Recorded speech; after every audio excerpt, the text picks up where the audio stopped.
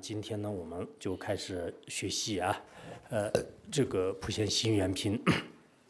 那么这个普贤行愿品呢，对我来讲呢，可以说是，用藏文上以前就是给个别道友讲过，但是在汉语上呢，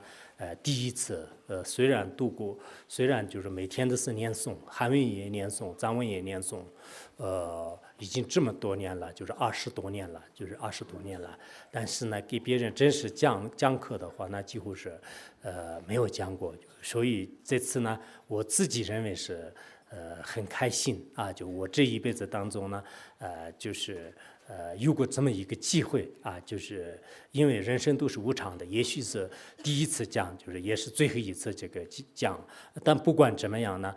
这是非常这个深深的一个佛的这种境界的发扬文啊，就是这个发扬文呢，我们这个今天呢就是大家这个共同学习的话呢，应该说是特别殊胜的一个这个因缘啊，就是这个普贤行愿品呢，我想大家也是不是很这个陌生的，不管是汉传佛教、藏传佛教大家都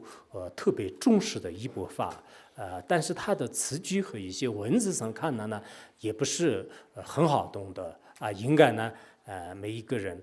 认真的去这个研习，尤其是我们这次讲解的过程当中，也至少这个希望呢，每个人到达就是字面上能这个理解，同时呢，我们平时念诵的时候，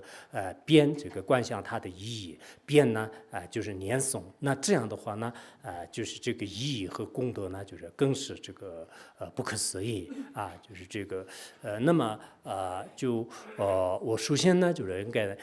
大家就简单的就是讲一下我们这个普贤行愿品的一些相关的一些因缘和缘起吧。其实普贤行愿品大家都知道，它是出自于这个华严经就是出自于华严经。按照汉地的一些历史的话呢，就是华严经呢，就是也有这个60华严的，还有这个80华严、40华严。就是60华严的话大概在这个东晋时代就是东晋这个时代的时候呢，就是当时这个印度的一个特别了不起的意思叫做这个佛陀巴托就他也是翻译过很多。那么佛陀巴托呢，就是当时从印度就是拉的这个梵文本然后呢就是翻译就是这个后来呢就是人们称为是这个60华严，但这个60华严里面呢就是没有这个普贤行愿品的，就是单独的这样的这个寄诵。然后佛陀巴托他另外翻译有一个叫做是文殊师利法愿王经就是这个里面呢有这个普贤行愿品这个普贤行愿品呢，我以前也是看过，就是对照过，基本上我们跟这个这里面的这个译本呢就是比较相同的，但是后面的这个有一部分呢就是不跟这里的译本是比较这个相同的，是这样的这是它单独是一部这个经典的。然后还有呢，就是在那个唐朝的时候，应该在那个是唐高宗吧，就是那个时候呢，武则天就是当时知道在这个西域那个地方呢有这个比较齐全的这个华严经，然后呢就是当时派人这个就青岛这个长安，就是现在的这个西安，然后这里建立这个仪场，就是翻译了。那么翻译以后的话呢，就是这个叫做是80华严就是80华严，就是也是这个可以说是武则天是特别这个重视的。我经常也是在这个开经界无上甚深微妙法呢，就是当时他就是对这个华严经的这个开经界就是开经界，就是所以我原来也是遇到这个松子的时候呢，自己也有一些不同的这个一种这个缘起也好，感觉也好，感受也好，感应也好，凡是有一些不同的这种觉数就是密宗的话来讲是这个觉数，就是显宗的话来讲是感应，就是然后那个实践人来讲，这是一种这个特殊的因缘。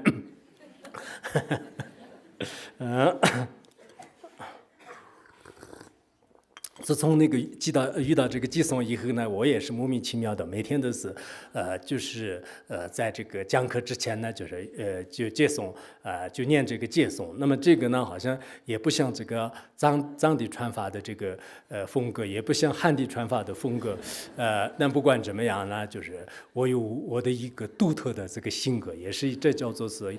有特色就是现在的话来讲。呃，这是中间随便加一个话，然后这是叫做这个八十花园啊，就是当时在这个长安一带，然后后来就是也是唐朝，就是在那个唐德宗，在那个时候的话呢，就是我们这个当时这个现在这个莆田西园坪的这个作者译者就是译者呢，就是叫做这个三藏般若，这个三藏般若。那么这个三藏般若呢，就是其实他是这个生于印度就是大概好像我以前看过，就是公元737年的时候他好像这个降生的吧，就是那么后来呢就是来到了这个中国就是来到中国，就是受到这个皇帝的这个恭敬，就是然后呢，就是当时也是在这个好像西安那一带，就是翻译了这部经典，翻译了这个《华严经》，就是这个叫做是四十华严。那么四十华严的最后呢，有这个莆田心愿品就是包括长汉文和一起。所以自从那个时候开始呢，就是汉地也是这个莆田心愿品是非常兴盛的。我们这个藏地的莆田心愿品的我们藏地的华严经的这个后面的话呢，也是有这个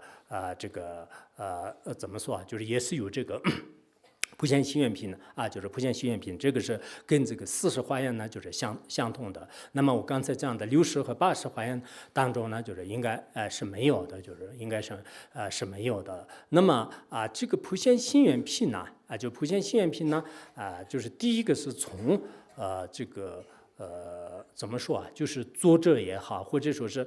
这个内容方面的话呢，就是的确也是非常神圣的。我们很多时候的话呢，只能这个发愿就是普贤菩萨怎么样发愿，我也这样发愿；文殊菩萨怎么样发愿，我也这样发愿。以这种方式来发愿以外，这里面的所有的一些的这些这个内容呢，在我们心里面现在让这个呈现的话呢，就是有一定的这个困难。以前上师如意宝讲的时候呢，也是说过，就是真正的这个普贤心愿品呢，一地菩萨的时候呢，就是他会这个发愿的。那真是这个莆田心愿品里面的内容的这个所有的原文，这个要先前的话呢，就是只有八地菩萨以上才可以这个呈现就是里面的所有的这些境界让我们呈现的话呢，就是也是这样的。那这样的话呢，我们这个现在每一个内容就是全部都是